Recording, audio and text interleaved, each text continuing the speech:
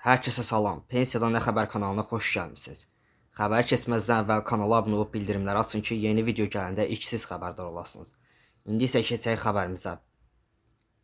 Azərbaycanda qulluq stajına görə əmək pensiyasına əlavələrin hesablanması mexanizminin təkmilləşdirilməsi gündəmə gəlib. Nazirlər Kabineti, Azərbaycan Həmkarlar İttifaqları Konfederasiyası və Sahibkarlar Təşkilatları Milli Konfederasiyası arasında imzalanan 2026-2028-ci illər üzrə baş kollektiv sazişdə bu istiqamətdə təkliflərin hazırlanmasının vacibliyi vurğulanıb.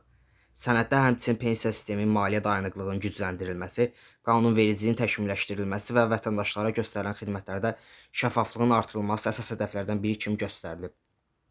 Məsələ ilə bağlı Demokrat Azad danışan iqtisadçı Razi Abbasbəyli bildirib ki, Azərbaycanda qulluq stajına görə əmək pensiyalarının təyin edilməsi hazırda 10 ildən 15 ilə qədər və 25 ilə qədər olan iş və qulluq stajı əsasında hesablanır.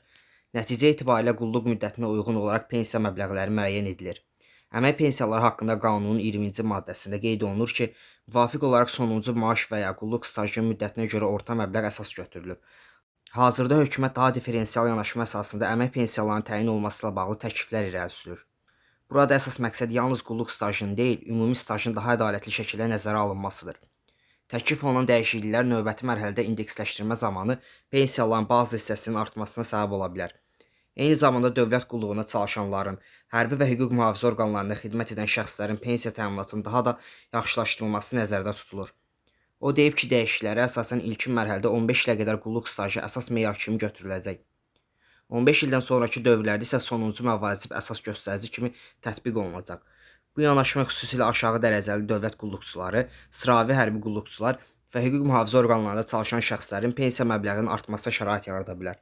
Bu baxımdan təklif olunan mexanizmi daha ədalətli, şəffaf və rəqəmsal pensiya təyinatı üçün daha uyğun model olduğu hesab edilir.